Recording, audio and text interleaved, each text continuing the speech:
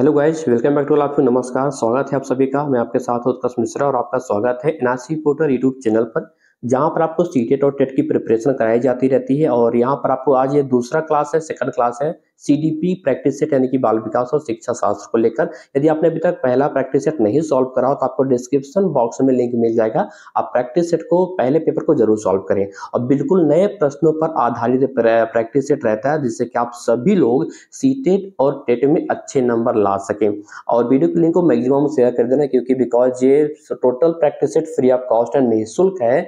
Video को maximum share करना, जिससे कि अन्य सभी लोग भी, अभ्यर्थी जो कैंडिडेट्स हैं, वो अपनी तैयारी अच्छे से कर सके और वो देख सके कि उनकी तैयारी अभी तक कहाँ तक हो सकी है, कितने स्तर तक, कितने लेवल तक। और चलिए लेट्स गो, आपका टाइम ज्यादा जाया ना करते हुए, वेस्ट ना करते हुए मुद्दे पर आते हैं, टॉपिक पर आते हैं दूसरे प्रैक्टिस सेट के साथ। सो गाइस, ये सेकंड क्लास है, भाग 1 है बाल विकास एवं शिक्षा शास्त्र यानी कि चाइल्ड डेवलपमेंट एंड पेडागोजी से संबंधित यहाँ पर प्रश्न है। और यहाँ पर आपको 4 विकल्प मिलेंगे, जैसे कि आपसे सीटेट और टेट में प्रश्न पूछे जाते हैं, मल्टीपल यानी कि एमसीक्यूज टाइप के बहुविकल्प प्रश्न। तो यहाँ पर पहला प्रश्न है, बच्चों द्वारा की जाने वाली त्रुटियों के संबंध में निम्नलिखित में से कौन सा कथन सत्य है। अच्छा, जो लास्ट पॉइंट का प्रश्न का जो अंतिम शब्द होता है उसको बखूबी और ध्यान से आप पढ़ा करिए, क्योंकि कहीं कहीं असत और सत्य मिल जाता है, नहीं या फिर सही मिल जाता है, तो वहां पर आप कंफ्यूज हो जाते हैं। हम गलत ऑप्शन को टिक करके चले आते हैं आप अपने ओएमआर सीट पे, लेकिन ऐसी गलती मत करिए। इसलिए प्रश्नों को बी केयरफुली, ध्यान पूर्वक आप पहले पढ़ा करें, उसके बाद ऑप्शन को देखा करें। यहाँ पर पूछा निम्नलिखित में से कौन सा कथन सत्य है। यहाँ पर पहला ऑप्शन है, यदि एक शिक्षक कक्षा में सभी बच्चों की त्रुटियों को सुधारने योग्य नहीं है तो यह संकेत करता है कि शिक्षक शिक्षा की व्यवस्था में असफल है। दूसरा ऑप्शन, एक शिक्षक को प्रत्येक त्रुटि पर ध्यान नहीं देना चाहिए, अन्यथा पाठ्यक्रम पूरा ही नहीं होगा। और वहीं पर जो तीसरा ऑप्शन वो ये कह रहा है कि प्रत्येक त्रुटि को सुधारने में बहुत अधिक समय लगेगा तथा एक शिक्षक के लिए थकाने वाला कार्य होगा।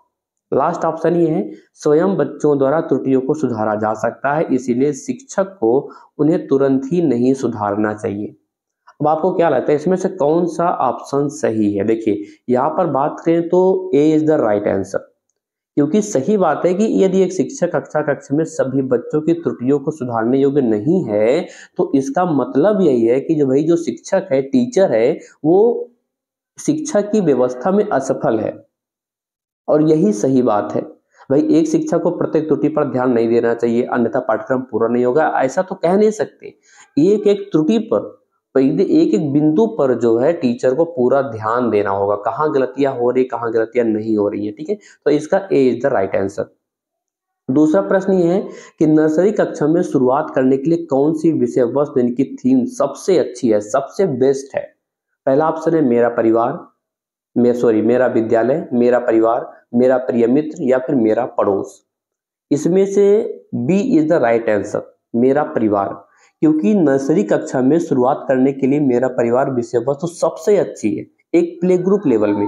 क्योंकि नर्सरी कक्षा में बालक को विद्यालय, मित्र, पास पड़ोस के बारे में ज्ञान नहीं होता है, लेकिन परिवार से संबंधित जैसे कि माता पिता, भाई बहन, इन सब के बारे में उसे कुछ न कुछ ज्ञान अवश्य होता है। इसलिए जो है मेरा परिवार एक सबसे अच्छी विषय वस्तु है नर्सरी कक्षा के लिए। अगला प्रश्न है कि प्राथमिक कक्षा में, यहाँ पर स्पष्ट लिखा है कि प्राथमिक कक्षा में सकारात्मक वातावरण यानी कि पॉजिटिव एटमॉस्फेयर निर्मित करने के लिए एक शिक्षक को क्या करना चाहिए। अब इसका आंसर आप अच्छे से दे लेंगे, मुझे पक्का पता है। आप कमेंट करके जरूर बताना। ये पहला ऑप्शन है कि विभेद नहीं करना चाहिए और प्रत्येक बच्चे के लिए समान लक्ष्य सुनिश्चित करना चाहिए। दूसरा ऑप्शन ये कह रहा है कि समूह गतिविधियों के दौरान समाजमिति के आधार पर उन्हें अपने समूह बनाने की अनुमति देनी चाहिए। तीसरा ऑप्शन ये कह रहा है कि सकारात्मक अंत वाली कहानियां सुनानी चाहिए। और डी ऑप्शन है, प्रत्येक सुबह बच्चे का अभिवादन करना चाहिए। अब तीसरे का कौन सा ऑप्शन सही है। देखिए, यहाँ पर पहला ऑप्शन सही है कि विभेद नहीं करना चाहिए, बच्चों में मतलब एक समुदाय के, मतलब उनको विभाजित नहीं करना चाहिए, दो बच्चों में भेद नहीं करना चाहिए और प्रत्येक बच्चे के लिए एक समान लक्ष्य सुनिश्चित करना चाहिए। सभी बच्चे आपके लिए एक समान है, कोई छोटा बड़ा नहीं, कोई तेज और कोई पिछड़ा नहीं है। टीचर के लिए सभी बच्चे सर्वांगीण रूप से एक समान होते हैं। क्योंकि प्राथमिक कक्षा में सकारात्मक वातावरण निर्मित करने के लिए एक शिक्षक को भेदभाव रहित होना चाहिए, विभेद नहीं करना चाहिए और प्रत्येक छात्र के लिए समान लक्ष्य सुनिश्चित करना चाहिए। अगला प्रश्न है, एक बच्चा जो कि यहाँ आपको फिल करना है से ग्रस्त है, वह SAW को यानी कि सा को वाज और न्यूक्लियर को अनक्लियर में अंतर नहीं कर सकता, यानी कि वो सा को वाज समझता है, न्यूक्लियर और अनक्लियर में इनमें वो अंतर नहीं बता पाता है। तो ऐसे में वो किस रोग से ग्रसित है, डिसलेक्सिया या फिर शब्द जबलिंग विकार से या फिर डिसलेक्सिया से या फिर डिस्मोर्फिमिया से। देखिए ये चीज मैंने आपको पिछले पहला प्रैक्टिस सेट में मैंने आपको बता दिया था कि आप डिसलेक्सिया, डिसग्राफिया, डिसलेक्सिया, डिस्कैलकुलिया ये सब जरूर आप अच्छे से आप याद कर लो, कंठस्थ कर लो, क्योंकि प्रश्न जो है सीटेट में बहुत पूछता है ऐसा। तो इसका कौन सा ऑप्शन सही है? इसका A is the right answer, dyslexia. क्योंकि डिसलेक्सिया एक प्रकार का मानसिक रोग है और जिसमें अक्षरों के क्रम का ज्ञान कम होता है बच्चों में, जिससे बालक शब्द के अक्षरों का क्रम अंतर नहीं कर सकता है, सा के स्थान पर वह वाज लिख सकता है, क्योंकि उसे जो है कौन सा एक प्रकार का मानसिक रोग है डिसलेक्सिया और जिससे वो ग्रसित है। तो ए इज द राइट आंसर। अगला प्रश्न है, निम्नलिखित में से कौन सी विशेषता जो है समस्या समाधान उपागम का विशेष चिन्ह है? क्या समस्या मौलिक होती है या फिर सही उत्तर प्राप्त करने का सामान्यतः एक उपागम होता है? सी ऑप्शन ये कह रहा है कि समस्या केवल एक सिद्धांत या फिर प्रकरण पर आधारित होता है और चौथा ऑप्शन ये कहता है कि समस्या कथन में संकेत अंतर्निहित रूप से दिया होता है। इसका D is the right answer कि समस्या कथन में संकेत अंतर्निहित रूप से दिया होता है, क्योंकि यह विशेषता समस्या समाधान उपागम का विशेष चिन्ह कहलाता है। अब अगला प्रश्न है कि प्रतिभाशाली विद्यार्थी कैसे होते हैं?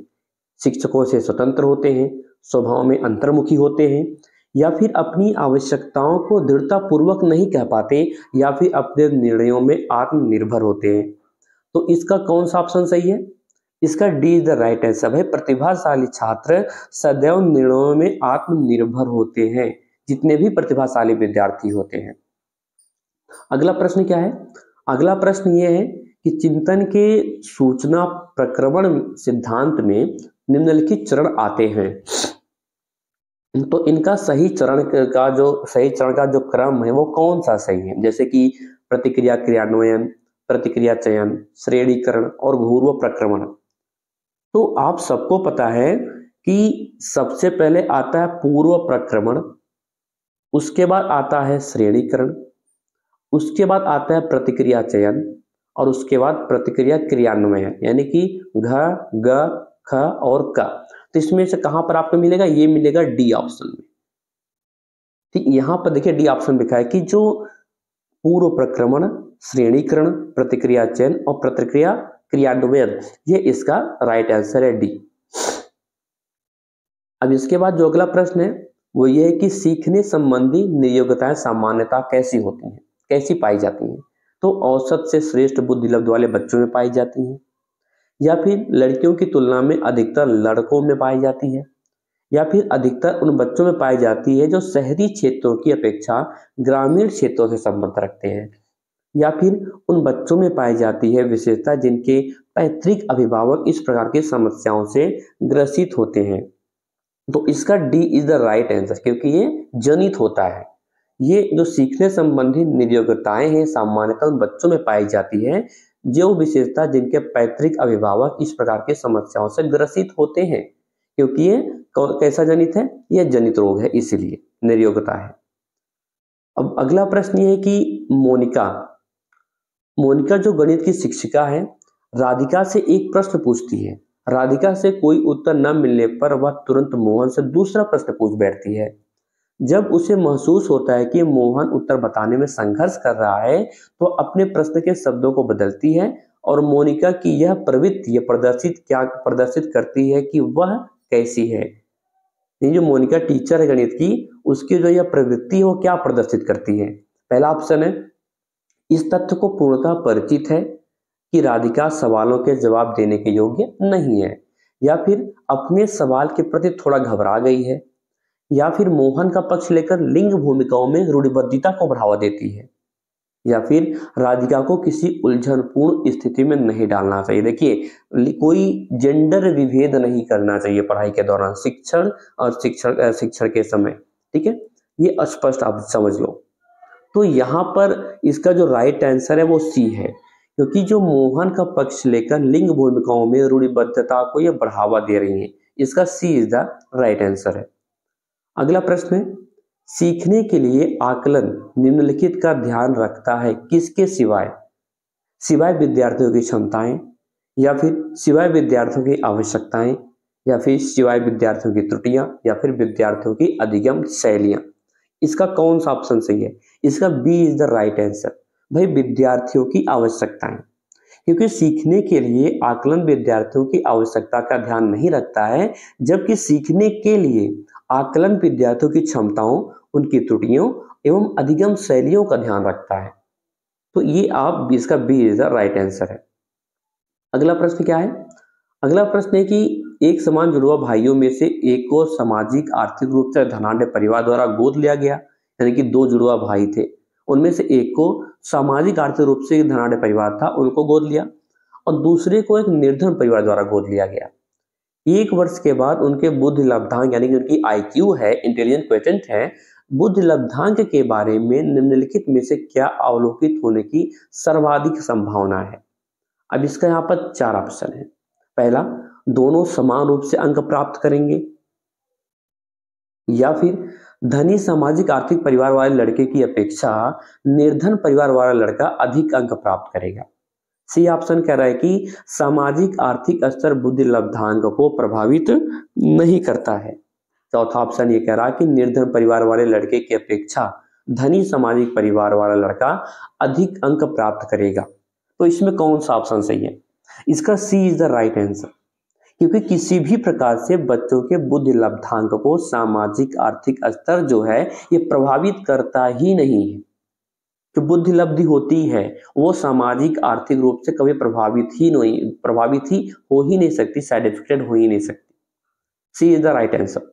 अगला प्रश्न है, निम्नलिखित में से कौन सा सूक्ष्म गति कौशल का उदाहरण है?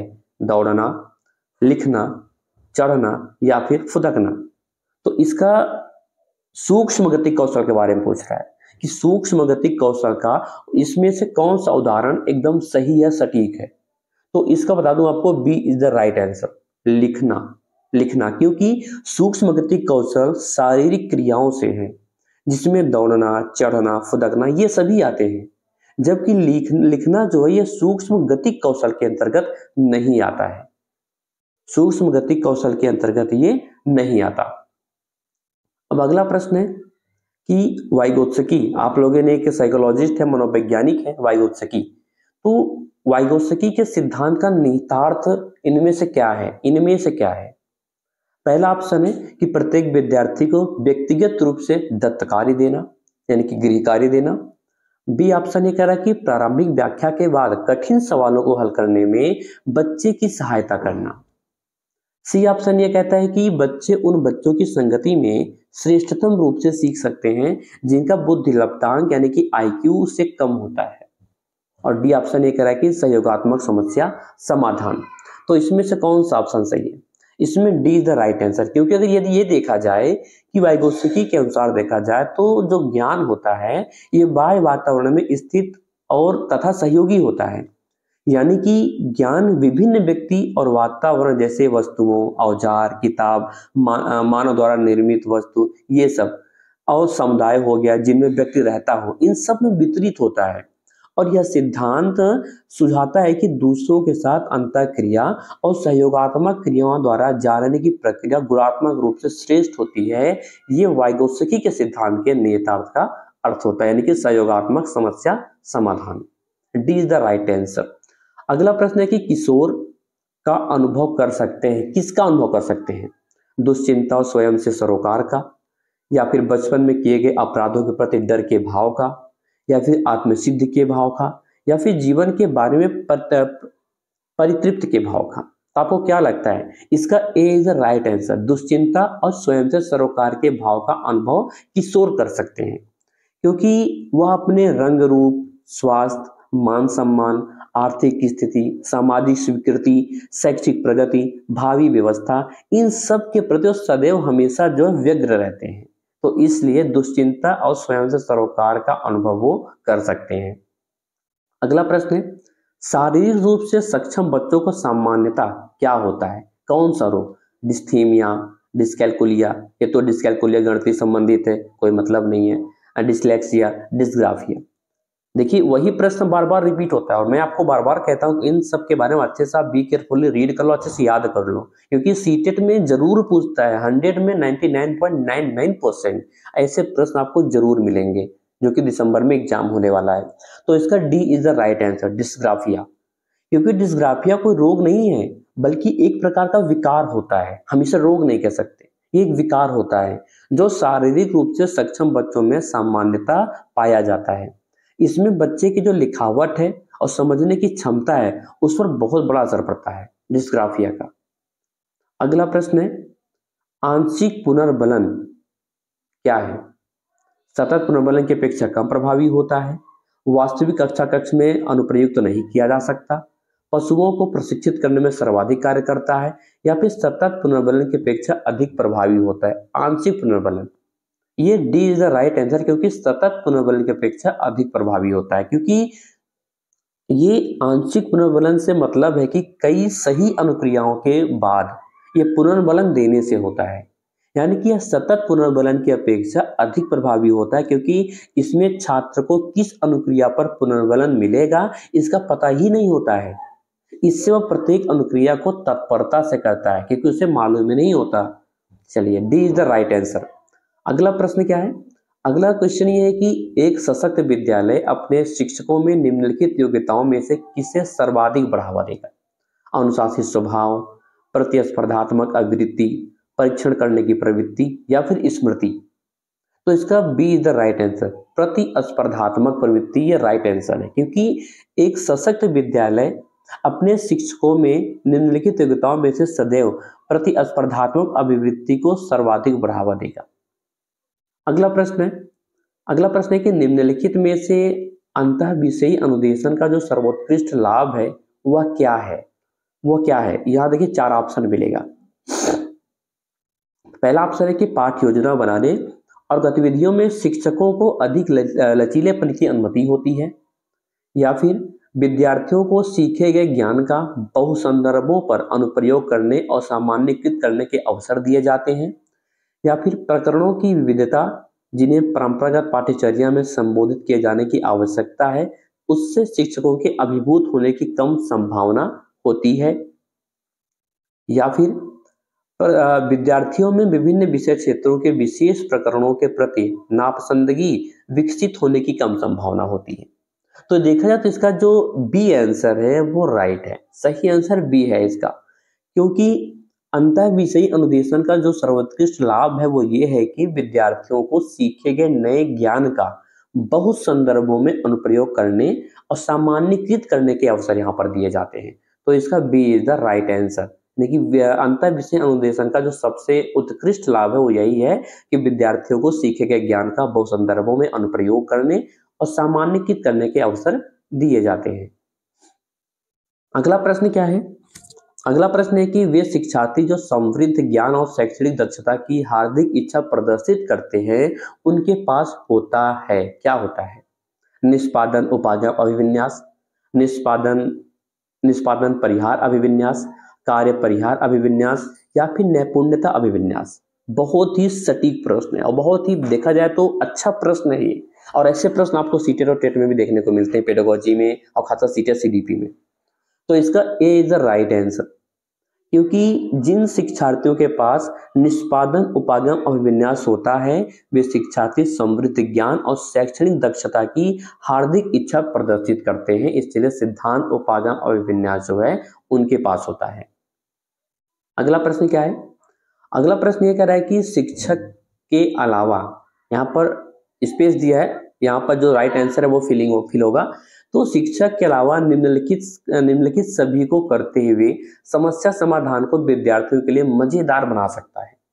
मतलब सृजनात्मक चिंतन के लिए असीमित अवसर उपलब्ध कराने के अलावा, या फिर जब विद्यार्थी स्वयं से कोई कार्य करने की कोशिश कर रहे हो तो उनसे परिपूर्णता की अपेक्षा करने, या फिर मुक्त अंत वाली सामग्री उपलब्ध कराने, या फिर मुक्त खेल के लिए समय देने। अब इसका जो राइट आंसर है वो B is the right answer, क्योंकि शिक्षक को जब विद्यार्थी स्वयं से कोई कार्य करने की कोशिश कर रहे हो तो उनसे परिपूर्णता की अपेक्षा करनी ही नहीं चाहिए, बल्कि उनके द्वारा किए गए गलतियों को कम करने के लिए उन्हें प्रेरित करनी चाहिए।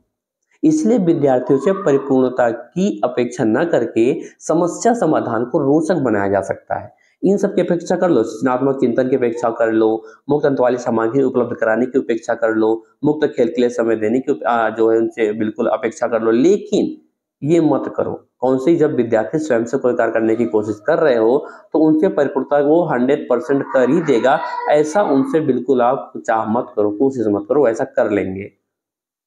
अगला प्रश्न है कि भाषा में अर्थ की सबसे छोटी इकाई क्या है? भाषा के अर्थ में, यहाँ पर लैंग्वेज से रिलेटेड भी प्रश्न पूछ रहा पेडागोजी में। रूपिम, स्वनिम, संकेत प्रयोग विज्ञान, या फिर वाक्य। इसका आंसर आप तो आसानी से दे सकते हैं। इसका बी द राइट आंसर, स्वनिम। क्योंकि स्वनिम जो है ये बोलचाल की भाषा के उच्चरित रूप की वह न्यूनतम विशेषता है जिसके द्वारा किसी कही गई बात का कही जाने वाली किसी अन्य बात में अंतर स्पष्ट किया जाता है। स्वनात्मक दृष्टि से किसी भाषा बोली में समान स्वनों का जो समूह होता है जिसके वितरण का यह एक ढांचा होता है, इसलिए भाषा में अर्थ की सबसे छोटी इकाई वह स्वनिम होती है। B is the right answer. अगला प्रश्न क्या करा? अगला प्रश्न है कि बहुबुद्धि सिद्धांत निम्नलिखित निहितार्थ देता है सिवाय। विविध तरीकों से सीखने का आकलन किया जा सकता है, संवेगात्मक बुद्धि, बुद्धि लब्धि से संबंधित नहीं है, और हाँ, एक प्रश्न मैं आपसे पूछता हूं जिसका उत्तर आप कमेंट करके देंगे कि बुद्धि लब्धि ज्ञात करने का फॉर्मूला क्या है, उसका जो सूत्र है वो क्या है। बुद्धि प्रक्रमण संक्रियाओं का एक विशिष्ट समुच्चय समाधान के लिए किया जाता है, या फिर विषयों को विभिन्न तरीकों से प्रस्तुत किया जा सकता है। इसका कौन सा ऑप्शन सही है? देखिए, इसका सी इज द राइट आंसर। बहुबुद्धि सिद्धांत के अंतर्गत कई सारे तरीकों में सीखने का आकलन किया जाता है, मतलब विविध तरीकों में सीखने का आकलन किया जाता है, और यह किसी भी प्रकार के संवेगात्मक बुद्धि लब्ध से संबंधित नहीं है। बहुबुद्धि में विषयों को विभिन्न तरीकों से प्रस्तुत किया जा सकता है। सी इज द राइट आंसर। अगला प्रश्न है, अगला प्रश्न ये है कि निम्नलिखित में से कौन सा सीखने के लिए अधिकतम रूप से अभिप्रेरित करता है? सीखने के लिए अधिकतम रूप से अभिप्रेरित क्या करता है, कौन करता है, कौन सा ऑप्शन करता है? असफलता से बचने के लिए अभिप्रेरणा, बहुत सरल या कठिन लक्ष्यों का चयन करने की प्रवृत्ति, लक्ष्यों को प्राप्त करने में व्यक्तिगत संतुष्टि, या फिर बाह्य कारक। देखिए, इसका जो राइट आंसर है वो सी, लक्ष्य को प्राप्त करने में व्यक्तिगत संतुष्टि, क्योंकि लक्ष्य को प्राप्त करने में व्यक्तिगत संतुष्टि सीखने में अधिकतम रूप से अभिप्रेरित करता है। तो इस प्रकार से सी इज द इसका राइट आंसर, सी इसका उत्तर सही है, सी ऑप्शन। अगला प्रश्न है, बुद्धि लब्धांक सामान्यता, आपको इसमें फिल करना है, इसमें कौन सा ऑप्शन सही है? बुद्धि लब्धांक सामान्यता किस रूप से शैक्षणिक निष्पादन से संबंधित होते हैं? अच्छा, कुछ ऐसे इसमें शब्द आ जाते हैं, शैक्षणिक, निष्पादन, आप कंफ्यूज हो जाते हैं ना। चलिए इसके बारे में डिटेल आपको जब डिस्क्रिप्टिव प्रश्न आप सब वीडियो में बनाऊंगा उसमें समझाऊंगा क्या होता है। जो कठिन शब्द होते हैं उनका जो सेंस होता है वो मैं आपको अच्छे से भी डीपली एक्सप्लेन करके बताऊंगा, ठीक है? यहाँ नहीं, अगले वीडियो में जब भी मैं डिस्क्रिप्टिव क्वेश्चन आपसे प्रश्न डिस्कस करूंगा वहां पर। तो इसका उच्च, मध्यम, कम से कम या फिर पूर्ण, कौन सा ऑप्शन सही है? इसका जो उच्च है वो सही है, क्योंकि बुद्धि लब्धांक सामान्यता उच्च रूप से शैक्षणिक निष्पादन से संबंधित होता है, इसलिए बुद्धि लब्धांक सामान्यता उच्च रूप से शैक्षणिक निष्पादन से संबंधित होता है। अगला प्रश्न क्या है? अगला प्रश्न ये कह रहा है कि बुद्धि, अच्छा सॉरी, वही प्रश्न दोबारा यहाँ पर रिपीट हो गया, ठीक है? उच्च इसका राइट आंसर है, यानी कि ए। अगला प्रश्न क्या कह रहा? अगला क्वेश्चन ये कह रहा है कि 16 वर्षीय बच्चा बुद्धि लब्ध परीक्षण में 75% अंक प्राप्त करता है, तो उसकी जो मानसिक आयु है वो कितनी वर्ष होगी? देखिए, मैंने प्रश्न आपसे पूछा था अभी, तो बुद्धि लब्ध ज्ञात करने का फार्मूला क्या है? चलिए मैं आपको बता भी देता हूँ क्या फार्मूला है, क्योंकि प्रश्न फार्मूला का भी पूछ सकता है आपसे सीटेट में या यूपीटेट या फिर जिस भी स्टेट के आप टेट की प्रिपरेशन करते हैं। तो एक 16 वर्षीय बच्चा है जिसकी उम्र, एक बच्चा है, स्टूडेंट है, विद्यार्थी है जिसकी उम्र 16 वर्ष है, ठीक है? यहाँ पर थोड़ा मैं क्लियर कर देता हूँ स्क्रीन को जिससे कि आपको कंफ्यूजन बिल्कुल ना हो। एक 16 वर्ष का बच्चा है, विद्यार्थी है जिसकी उम्र 16 वर्ष है और वो बुद्धिलब्धि परीक्षण, उसका बुद्धिलब्धि का टेस्ट होता है जहां पर उसे 75 अंक दिए जाते हैं। तो उसकी जो मानसिक आयु है, यानी कि मेंटलिटी एज है, मेंटलिटी एज है, वो कितना है, ये आपको ज्ञात करना है। तो आपको पहले बात आंसर बता दूं, इसका जो सी इज द राइट आंसर 12 वर्ष। अभी 12 वर्ष कैसे आया ये देखते हैं। जो आपको मैं वो क्लियर करता हूं। अब यहाँ पर देखिए, रफ कार्य करते हैं। आईक्यू, आईक्यू होता है, ठीक है। अब आईक्यू जो कैसे ज्ञात करते हैं, तो सबसे पहले मानसिक आयु लिखते हैं। क्या?